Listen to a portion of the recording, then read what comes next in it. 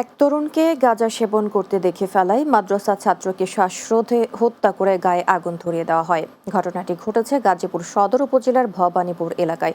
হত্যাকাণ্ডের সঙ্গে জড়িত সাব্বির আহমেদকে গ্রেফতার করেছে পুলিশ। আদালতে স্বীকারোক্তিমূলক জবানবন্দি দিয়েছে অভিযুক্ত যুবক। জুনায়েদ আহমেদের প্রতিবেদনে বিস্তারিত।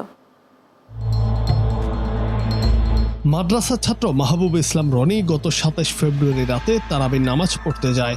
বাসায় ফেরার পথে নিখোঁজ হয় সে। পরদিন ২৮ ফেব্রুয়ারি বেলা ১১টার দিকে স্থানীয়রা একই এলাকার একটি জঙ্গলে এক কিশোর দেহ দেখতে পায়। পরে পরিবারের সদস্যরা সেটি রনির বলে শনাক্ত করেন। এই ঘটনায় রনির দাদা তারা মিয়া জয়দেবপুর থানায় মামলা দায়ের করেন।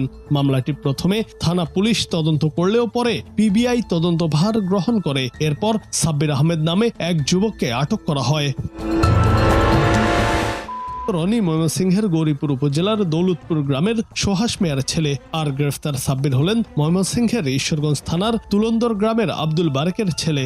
ঘটনাটি ঘটেছে গাজীপুর সদর উপজেলার ভবানীপুর এলাকায়। জানা গেছে ঘটনা রাতে সাব্বির জঙ্গলের ভেতরে গাঁজা সেবন করছিল।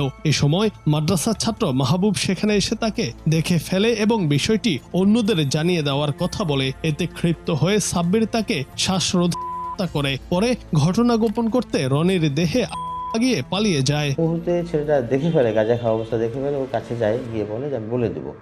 তো সাব্বির তাকে বারবার নিষেধ করে, অনুরোধ করে যে এটা কাউকে বলো না।